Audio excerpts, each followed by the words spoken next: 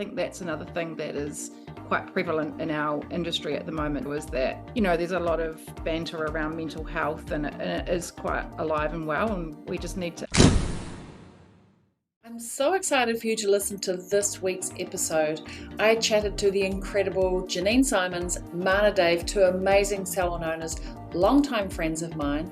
So here is the connection, communication, and confidence, what you need to know about 2024. This episode of the Salon Owners Collective podcast is brought to you by the Salon Mastery Program, a business coaching program for salon owners to learn actionable steps and actionable strategies to transform your salon, but also your life.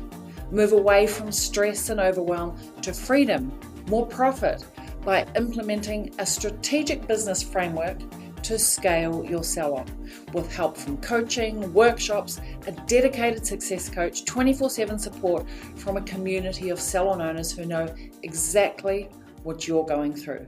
So if you want to join in, apply now in the show notes of this episode to start your journey to more freedom and more profit. Janine, Mana, thank you so much for joining me on the Salon Owners Collective podcast. Super chuffed that the three of us are together. Hey, what's up? Yeah, hey guys, I'm so excited too. It's like chatting with friends. It's great to be here. Before we do, I want to do a little bit of who's who for some of you have not met. So let's start with you, Janine. Who the heck are you? Where are you? And what do you do? Yeah, sure thing. So I'm Janine Simons. I'm based here in Wellington, New Zealand. I'm a salon owner. So I have a salon in the central city, which I have a team of 14 in there at the moment. So that keeps me well and truly out of trouble. I also I work for a global brand as a colour master for Kevin Murphy. And more recently, I have a bit of a side hustle creating tools and resources for the industry. Because at my core, I'm about education and elevating the industry. So that's who I am. How about you, Mana? Hey guys, what's up? My name's Mana, and I am, first and foremost, I'm a hairdresser. I have been for a quarter of a century now, so it's been a little while. In addition to that, I've actually been a salon owner for 15 years, and I have a salon based in Newmarket in Auckland called Blaze. And in addition to that, I'm really fortunate that, like Janine, I'm a brand ambassador. So I do some work for Redken, both in New Zealand and internationally, and my specialization is color as well too. So it's super exciting to kind of join the ladies today to have a really great kōrero. For those of you who don't know, that's Māori for a chat. Yes, I'm looking forward to our chat. And specifically, I really wanted to talk about, I feel like there's this timeline that we're just crossing over, stepping into 2024. And the last couple of years, we've been through a massive shift in the world, in the industry. The big C word, the COVID word. We've been in and through a recession. Are we in it? Are we through it? I'm not really sure, but I feel like I want to draw this sort of significant line in the sand and say, do you know what? Stepping into 2024, I think there's an opportunity for us to leave behind the external problems, excuses, and challenges. And I really want 2024 and beyond for this industry to step up and go, screw that, step back into our own driver's seat, and let's get into the driver's seat, the power seat, and get back into what can we do, what can we control, and how can we change our business. And I feel like that's a good thing to talk about with you guys. What are the things that we need to leave behind from the past? And what are the things we can just bring to the forefront so we can make sure 2024 is epic, awesome? So I thought, who better to discuss this with than with you guys? So what do you reckon? What have been the things that we've been holding on to that have been holding us back? And to be fair, they've been real, the external things, but that has an effect on us internally as well. What do we need to let go of? Well, I think I like where you're at with that whole headspace component. I think just the way we're wired as human beings, it's really important for us to kind of compartmentalize things. It allows our brains to really go, okay, this happened. Let's pick this up. Let's push it over here. and then we're now here. It's important for us to have that very clear demarcation line, because then it allows you to go, okay, so what am I doing now? I think that's the first thing, and it's really important as human beings and as salon owners and as hairdressers that we go, I'm here now. That happened. I can actually have the permission to leave that behind, to look to the future. I think something as simple as that, and like verbalizing it out loud and being very clear in your headspace about that, is actually where you've got to start first off. Yes, I would Agree. agree with both of you. I think, for a while now, we've put a lot of excuses on that being something that's made our industry really tough. I think we need to let go of that message behind that time and place and the era that was of that, and actually focus on the positives that have come out of it. It really did actually elevate our industry quite somewhat. People really realized they could actually live without their hairdresser.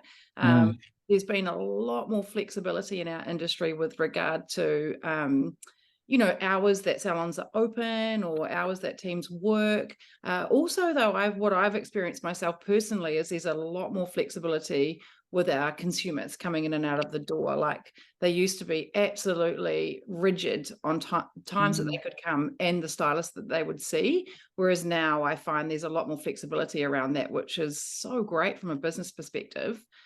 So yeah, I think if I was thinking of something to let go of, comparison and fear, I think would be two key words for me that we should let go of. Like, stop comparing what was, start focusing on the future, and also stop fearing the change. Like, yes, our stylists are driving us to change the way we do business. That's great. Embrace it, and our consumers are expecting different things. Also, that is great. Like, stop comparing it to what was and fearing the future, and let's get on with it and drive the change, I say. So yeah, I resonate with all of that so much. I love that, actually, Janine. It is letting go of the fear of change in itself. And you're right, there is so much more freedom to just be, and you can freely say that I can or I can't be available, or actually I need to go and deal with a personal thing. People are really open to that and really encourage you to go, that's okay if you can't serve me right now. I get it. You need to go and deal with your own real true life. There's a lot of compassion maybe or understanding. I could give you a great example. Like, honestly, this summer, one of my key stylists broken her shoulder, 10 weeks out, right? So if I rewind 5-6 years ago, it would have been a major drama, I think, for Yes. like, she's fully booked 6-8 weeks in advance, all of the things. But you know what? Not one single one of her guests or clients has said to our team trying to move them into, oh, who am I with? Or they don't care. They're actually just like, well, they care. They trust that whoever they're going to within Maine is going to look after them. There's been no resistance to timeframes or stylists, which I think is amazing. And I honestly think COVID created that for us. So yeah, I agree. like, hallelujah.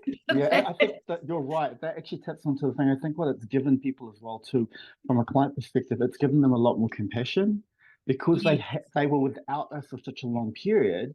I think they really appreciate when, for whatever reason, we're not able to be in the salon, and they're quite okay to see another stylist, because we have the same experience as well too. I mean, I know that you get bouts of flu and you're still getting COVID kind of floating around. So when people are away, well, we've also found that they've been really flexible with going to another team member if they can't wait for that stylist to come back. So it's given them more compassion. Totally agree. Yeah, 100%. And how enlightening for our industry, right? Just that thing. So great.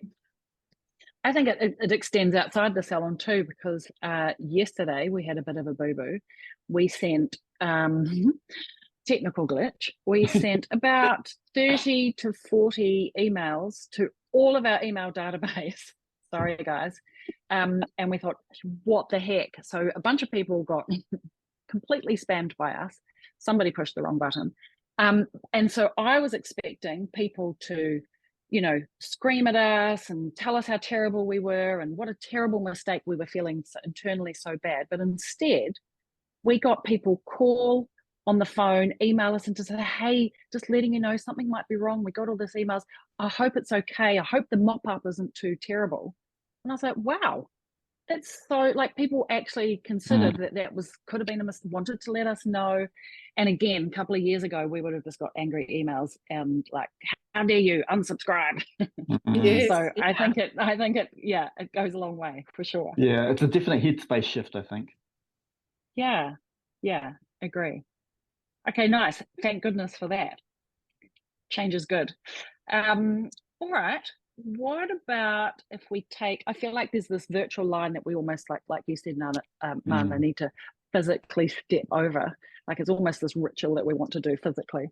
What are the things that we need to, if we're looking into the future, that we can start thinking about moving towards, if we're letting go, bringing over more compassion, letting go of fear? What are the things as an industry we need to start thinking about? Where do we see the future going? Well, I think some of it is, I don't know. I definitely feel from COVID, one of the things that really came because people weren't able to be with us.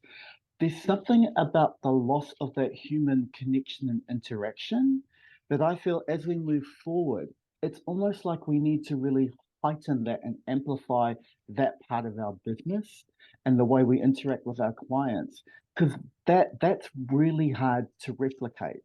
I mean, it's hard to get technology to be able to replicate that kind of connection.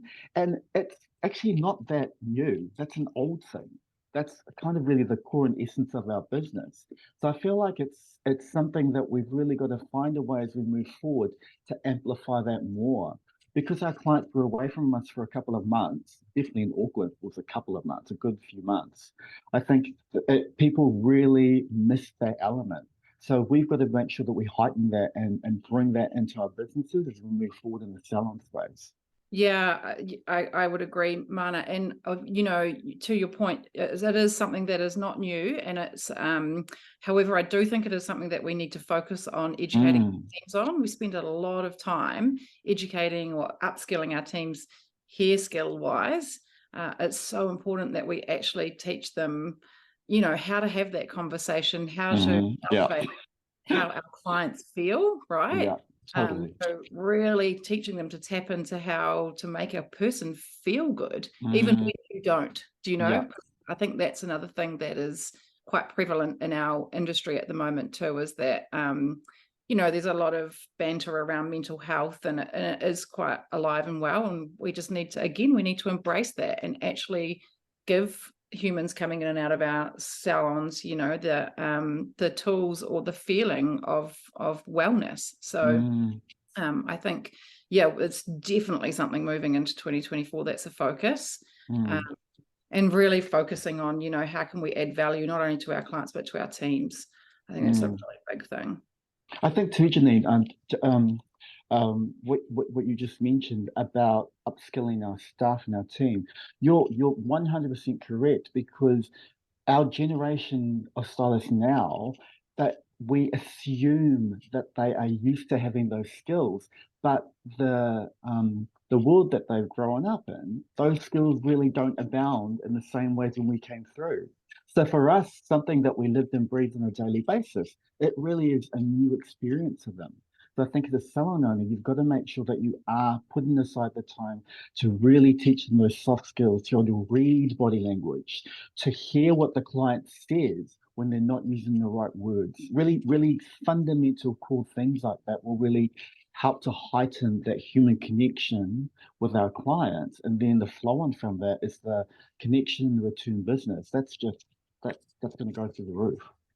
Mana, because our upcoming workforce generation are used to communicating via technology. Yes. So they're missing the sort of personal cues. Is that what you're referring to? Yeah, totally. Yeah. We just assume that they know how to do and they see those things. But I get why they don't. It's not really a big part of their world. Yeah, they really portray to us that I don't know how you guys feel about this, but I think they seem so confident, the younger ones. Like, yes. They have this real, like, I know what I'm doing and I'm super confident. And I buy into that sometimes. And then I'm like, same. I hear the conversation, I'm like, whoa. So there's again, that's awesome. I love the confidence that they have and the freshness they bring, right? Yeah, there is a layer that needs to be added by us old school peeps that will help them communicate better. So yeah, it's interesting times. Yeah, it's so interesting. But I think you're right. Like, they've got something that I know inherently I didn't have. At their level, I never had that experience. So in essence, they're actually bringing something already to us that we don't have to develop. We just need to add that other extra layer that's missing. Yeah. And soft communication skills being one of them. I actually actively needed to teach my children how to talk on the telephone. You know, like, that was not a skill that my parents taught me because I just watched them do it. They don't watch me on the telephone because we text or video or something. But I actually had to teach my youngest one how to do a two-way conversation because he would be just silent. And also, he doesn't hold the phone up to his ear, he holds it out in front of him. Yeah. And so really my mum would be talking to him and then he would say nothing. And I was like, okay, ask her a question. Okay. Do you know? In the salon, I find most of the stylists, they don't want to ring their clients. Like, no. They really don't. It's like, hey, just ring them and ask them to move, or ask them whatever we want to have asked them. They'll be like, oh, and they'll text them or they'll email them. Yeah, it's like, which is fine, but you know, it's interesting, isn't it? Just that shift, just that little thing. Yeah, funny. Yeah. It does put a lot of pressure, to be fair, not new pressure, but it does put a lot of responsibility on as an owner for us to be quite dynamic in how all of the different facets of owning a business. We have to think about communication skills, mental health, all of those things as to run a team, especially as our team gets larger. What's the one that we need to focus on the most when it comes to developing a team? Communication skills. Because I think that's, if I see anybody tripping over and growing a business, it's managing and developing the humans. It's probably the hardest part of what we do, to be fair, right? Like, I find everything else pretty easy, for want of a better word.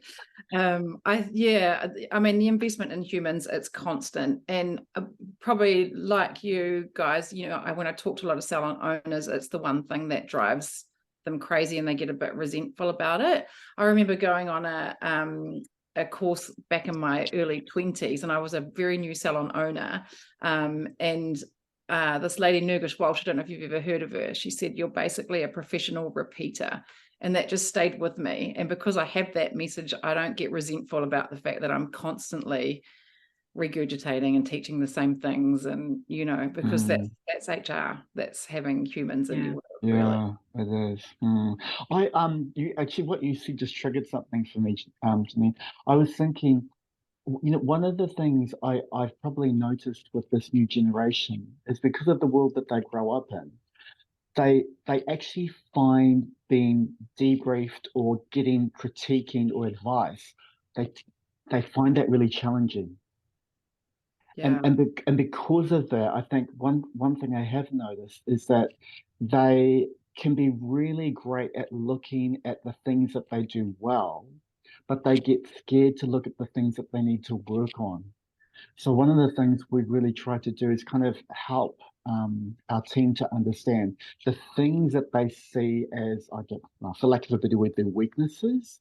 Those things can actually become their superpower. And if they can put a bit of energy and invest a bit of time into it, that's the thing that's going to help them generally to make a stronger connection with the client and to build a better business for themselves in our business. So I definitely think there's something in there about help teaching them the skill of understanding it's okay to make a mistake, just get the learning from it, whatever it is, use that and move that forward, move the dial forward. I think there's something in there that as salon owners, if we could find a way to teach that to them, that would really help them. Yeah, and help our businesses. Yeah, I feel, you know, most of my experiences of maybe over the last 3 to 5 years is a lot don't really like being in the learning zone. I'm kind of like, embrace the learning zone. You're out of it before you know it. And then it's hard to kind of be back in it, you know? So, yeah, it's a challenging one. I agree with you, Mana. It is really, investing the time in them and getting them to understand that it's great to continue learning. Imagine if we all stopped, right? Yeah. For sure. I want to turn the conversation to the way that we pay our people in the industry, because I feel like the shift has happened, the expectation has changed, both from the owner and the employee, not just this industry even. And I think it's put some pressure on this industry with prices rising, and the expectation of this generation. What's been your experience? What are your thoughts on how we need to pivot as owners moving forward? Yeah, I would say that's definitely been my experience. Like the demand for higher hourly rates and things is real, and the cost of HR is definitely skyrocketed for here in New Zealand in the last couple of 2-3 years, right? With and from a Globally. Globally. From a human perspective, I'm so for it. Like everyone needs and deserves the right for to earn a great living. It has brought challenges into the business world. Like you got to find that money from somewhere, right? It's all very well to, but the pot is so big. The time is nigh now, and I'm seeing it in the industry a lot for an absolute a very big focus to be making data-driven decisions, and also to be super focused and just know your numbers. We've kind of got away with it for a long period of time, like maybe not having to worry too much about that. You just can't now. You actually have to. We have to take business seriously. I agree. I think it's definitely about knowing your numbers. I think too, it's about being transparent with your team and really helping them to understand how your business operates, and what is available for them to dip into. That's been a really big focus for us as we've had our salon for 15 years, and I think it's really interesting. I think because I haven't understood, so many of our team members that have left us have actually gone on to open their own salons, because we found the value in helping them to actually understand how our business works. So then when we're looking at things like, making sure that we give them fair compensation for wages and all of that kind of stuff, that when we're giving it to them, they get, oh, okay, I get how this works. And if I want more, this is the piece of the puzzle I've got to focus on to try and lift that up. I think, the transparency with your numbers as well too for your team, so they really understand the business is super important. Yeah, I would agree.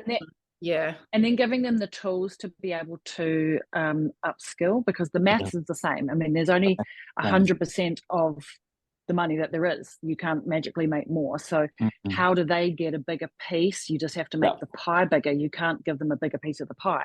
The pie is the pie. So if we make the pie bigger, then their slice is automatically bigger. And so then the pressure or the opportunity is, how do we take that and have a way that we can get our team to upskill, earn more, do better, but without working more hours? I think that's where the margin is. We don't want our people working more than, I think 35 hours is considered a full-time job now. Gone are the days of 38 and 40. Like nobody wants to work that. I wouldn't be surprised if the average is like 30, because we don't want to work longer. Yeah, we don't want to work longer. No. But we still need them to earn the same or more. So we can't give them a bigger slice of the pie. There is no bigger slice to give. Our margins are tight enough in this industry. So how do we make sure that our team can grow their pie bigger so their slice is automatically bigger? I think that's the challenge that we have, or that's the opportunity that we have. We've got to get good at selling. And I think as an industry, we don't like that word selling. No. But I think it's intrinsically connected to serving. Serving is selling, selling is serving. It's one and the same. So we just need to be smarter. Hey, I just wanted to pop in to tell you something. Don't worry, we're going to get back to this awesome episode in just a second. Now, if this sounds like you, listen up. You have a team. You love your team, but you're sick of wondering why and wishing your team would make their sales targets. You want them to be smashing sales because it shows that they're actually looking after their clients really well. Like imagine if you could have a way to make more from the clients that you already have, increase sales without spending more on advertising. Well, it's totally possible and I want to help you. And I want to help you do it with ease, in a classy way. No hard and dirty sales tricks here. Ways to serve your clients, make more, because everybody wins. The team, the client, and of course, you, the business owner. Now, if you want to find out more, just DM me and let's chat. I'll make a plan for you. I'm also going to leave a link for you on the show notes of this episode. All right, let's get back to the episode. Yeah, and not be afraid to charge, probably the last 2 or 3 years I've worked a lot with my team on that. Let's remove the emotion. It's not an emotional decision what you're charging for your services. It's based on your experience and your skill and the time it takes and all of the things, right? But to Mana's point, I think transparency is absolute key. Like right from, I had an epiphany about 5 years ago where I'd never actually sat a year one apprentice down and said, once you get to an executive level at Main Salon, this is what you'll be earning. So here they are on their like apprentice journey, earning whatever they're earning, which is like enough, but it's not top dollar, let's face it. And they can't see that big picture really. So now that complete transparency is so great. And I consider it my job or my management team's job to get everyone that works in our team to a point where they want to be with regard to their hourly earnings. So one of the first things we do when they start with us is we sit them down and say, okay, what's your good, great, excellent hourly rate, right? And so they'll tell us they're good, and then we'll get the draw out their great, and then we'll draw out their excellent. And once we get the excellent, the conversation is, okay, it's our job to help you get there. We'll show you how, we'll give you the tools. And my great goal is to help you exceed your excellent. And for the most part, we kind of get there. So, I think those career pathways, transparency to Mana's point, it's just all got to be on the table really now, right?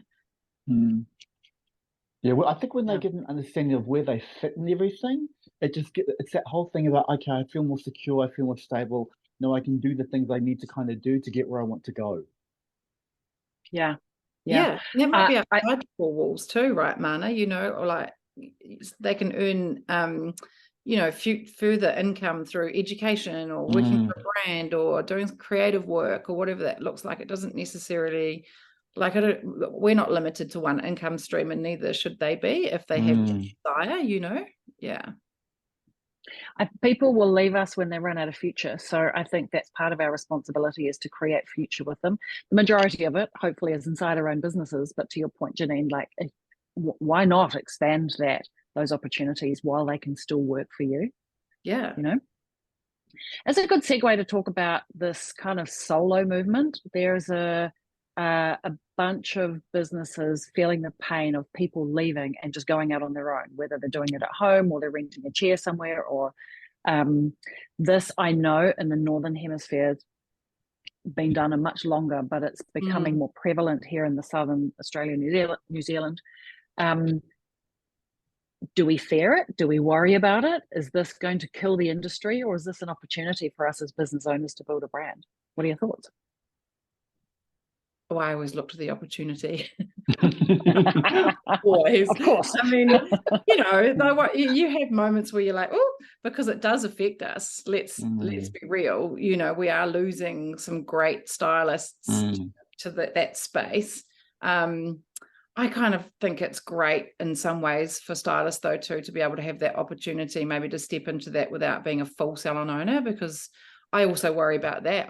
That's a bigger concern. We don't have enough young ones stepping out there to take on salon ownership. If I look at many, over the last 5 to 10 years, really, that have kind of, gone out. I mean, there's a few for sure.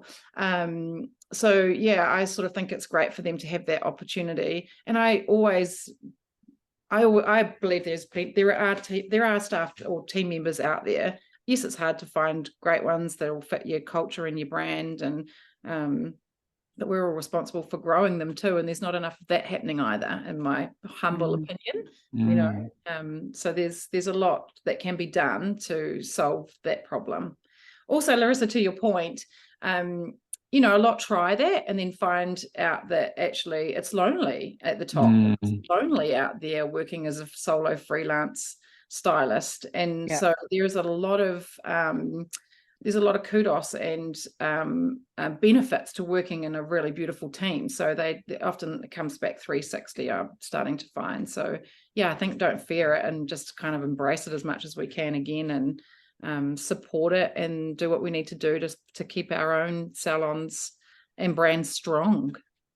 Yeah, I think I think one of the things, I agree with what you said about looking for the opportunity. I think what it does do for the people that step into that space and decide to run it solo, it gives them a really clear understanding of the flow of the finances of their business. Like instantly they get, this all rests on my shoulder. This is costing me this much. This is how much I make. So they learn some really good fundamentals. And I agree with what you're saying. I think that yin and yang that can happen with it. They go, oh wow, that's what it's like. Yeah. That I'd heard it before, but I've lived it. Now I get it. Now I don't know if this is quite the right fit for me anymore. Maybe I want to get back into another space, like into a salon space, back into a team for that support of my other team members, and also for the financial support of being in a salon established business. But yeah, there are definitely some great things I think people can learn by maybe dipping in their toes in that environment space. I think the danger comes for salon businesses is when we try to be everything to everybody, and we try to save the people that might want to go out on their own and try to do this hybrid or give people this rent-a-chair type of scenario while you're trying to build a brand. And I think that's kind of dangerous, that we shift the way that we do business or our business model too much just to save the people. And I think we've just got to tread carefully there and not try to be apples and oranges and just stick to who we are. I've seen that go terribly wrong. And what makes a brand strong gets eroded by trying to serve everybody. And so I guess my message is there's a really strong reason and proposition to build a team, and people want to be part of a team. And just let the other people who don't want to be part of that, let them do their thing. Don't try to be all things to all people. Yeah, agreed. Yeah. Amazing. Too disruptive to try and bring the two together. Yeah, and it erodes what you already have that's working well for the people that you have. I think, change is inevitable. People will come and go.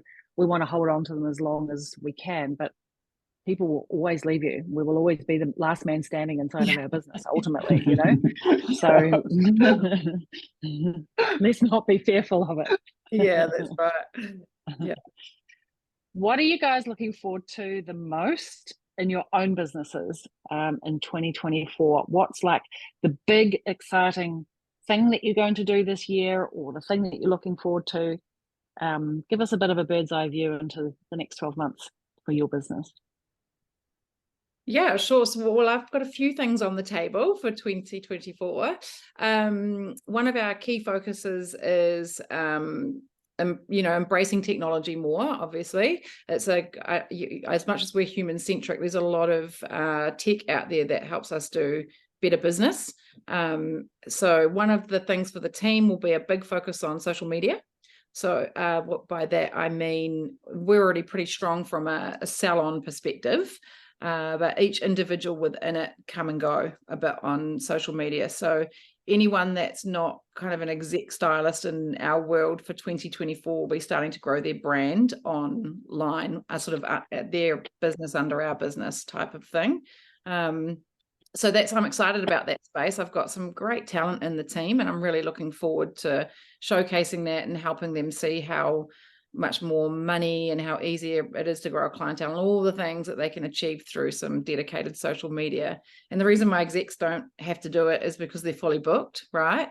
However, I have this great white hope that they'll see my young ones killing it and be like, I want a piece of that action. So hopefully that's what happens there. So that's one of our key focuses. The other is to really get a bit heavier hands-on with some education here in New Zealand. So again, probably under our own banner, we're going to look to create more external education, both business and skill sets for the industry. So two quite big projects, actually.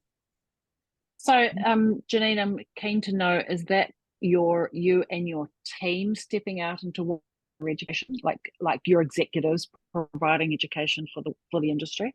Yes, that's what we're going to look at. So we're going to look at creating sort of seminars that people can come and attend, and or like a Shadow Me program within the salon. So they just come and hang out in real time and see what they might shadow a stylist. They might just shadow the salon for the day, whatever that looks like.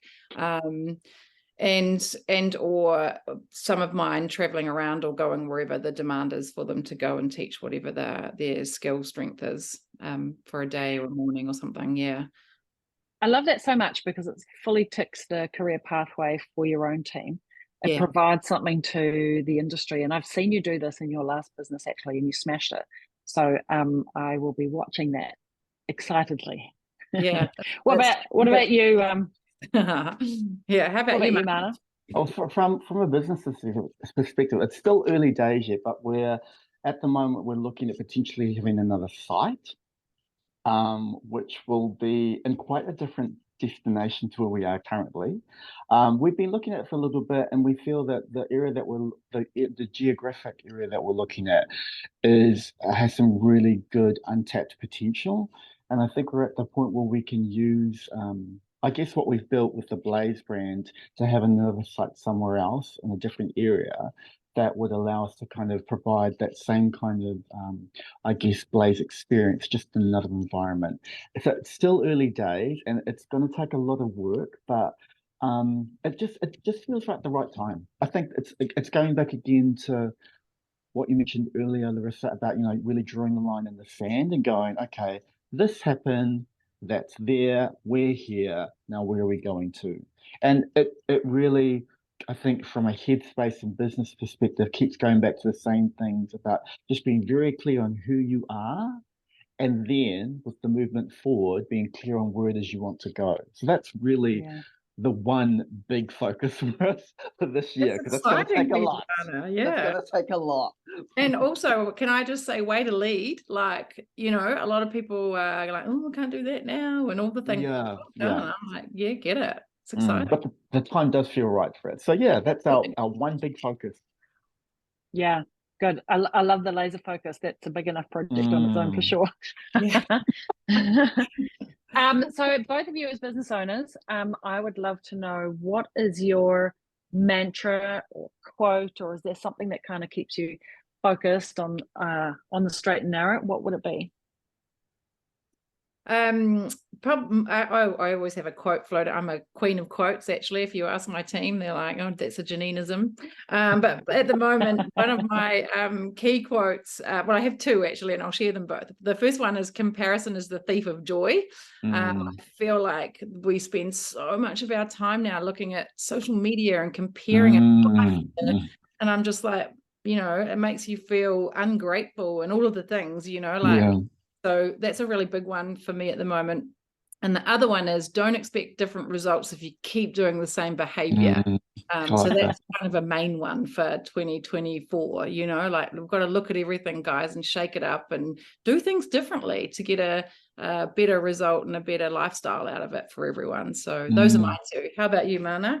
I love those two. I think it's a mantra. I guess it's I've probably taken it from a whole lot of different things and then mixed it all up to make my own version of it.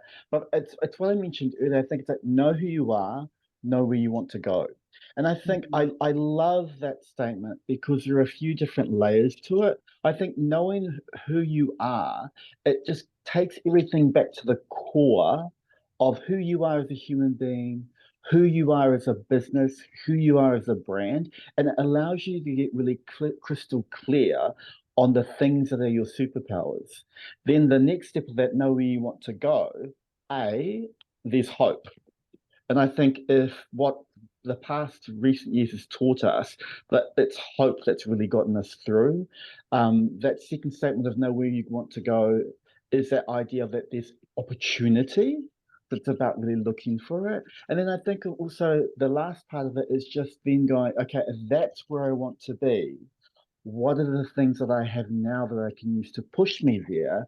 And then what are the bits I'm missing that I'll need to get to that destination that I have? So it's one statement, but I feel like it gives you a really good mirror of looking at everything with clarity, and then also giving you a map. So that's why I love that statement. Yeah, I love Yeah. that. We have a bit of a mantra this year internally as a team, probably as the operational team, and that's the 80-20 rule. And we have it up on the wall at the moment. Salon Owners Collective ticked over the 7-year mark late last year. And, you know, in that first phase of growth of a new business, you really just try all of the things and throw a bunch of spaghetti at the wall and see what sticks. And I feel like we've kind of stepped into the next 7-year phase of the business, and now it's about optimizing and really just stripping away the things that aren't giving us the results. And we've been busy being busy, you know, and busy being growing, and now it's like, okay, we're just going to do the things that really work. We're actually going to let go of the things that are giving us minimal or no results, and we just continue to do them because we've always done them. And so 80-20 is the mantra, which kind of equals optimization, which just means that we can work smarter, a little bit easier, and not feel so busy. I like that. But still have the same results. Yeah, I like that. So good. I think not being busy is the new black. That's you know, like Yeah, I'm really aware, like people ask you, you know, hey, how you doing? Oh, I've been so busy. It's like, that's not cool anymore. Like to be over busy and oversubscribed is like, no, we want to go, do you know what? I'm having a good time and I'm going to a concert this weekend and I'm living a life. Yeah, absolutely. The freedom is the promised land for sure. Yeah. Oh, I love that. Yeah. Right. I love our conversation, and I know that those listening are going to want to stalk you guys. Like, where's your salon? What do you know, who are these people? So would you be so kind to share your dubs and your socials? Where can we find you? Janine, where can we stalk you? Yep, sure thing. So you can stalk me. My Instagram is at hairbiz1010. So you can find me there. The salon is main_salon. Or www.mainsalon.co.nz. And you can also find my new venture at Calabar Manager on Instagram and www.calabarmanager.com. So yeah, love to see you. Get amongst the Calabar, because that's like saving money and that's definitely optimizing. What about you, Mana? Where can we stalk you? Oh, mine's really easy. My Insta handle is my name, so it's at Mana Dave. Alternatively, the Salon one is at Blaze @Blaze_. Or you can just check out our website www.blazehair.com. Amazing. Well, I appreciate you both so much coming and sharing your words of wisdom, many years of wisdom, and appreciate your time. It's been awesome to get together. Yeah, so good. Thanks, Larissa. Yeah, take care. Thanks, team. See you. So I had a lot of fun recording this episode with you guys. Thank you again, Janine, Mana, for joining me on this podcast. I will add all of their socials below so you can keep up with the awesome things that they're doing in the industry.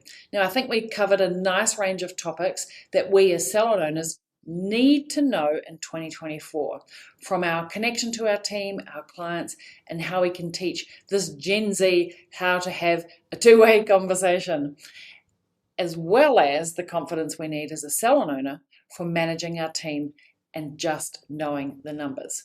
So let me know in our Profitable and Successful Salon Owners Facebook group, what trends do you think salon owners need to be aware of in 2024? What do you think? And don't forget, if you're a salon owner looking to become a salon CEO, just click the Apply Now button in the show notes. Let's jump on a call. You can tell me a little bit about your salon. Let's see if Salon Mastery or the Momentum Program or even the Boardroom is right for you. Well, that's it from me for this episode. See you same time, same place on the podcast. Ciao for now. Thanks for joining me on another episode of the podcast. Tune in every week as I reveal the latest insights and advice on what it takes to truly master your inner salon CEO and master your salon success. Subscribe to the Salon Owners Collective podcast on iTunes or Spotify, or visit us online at www.salonownerscollective.com. But make sure to join me in my Facebook group for answers to common questions and much, much more. Thanks for listening, and I look forward to tuning in with you again next week.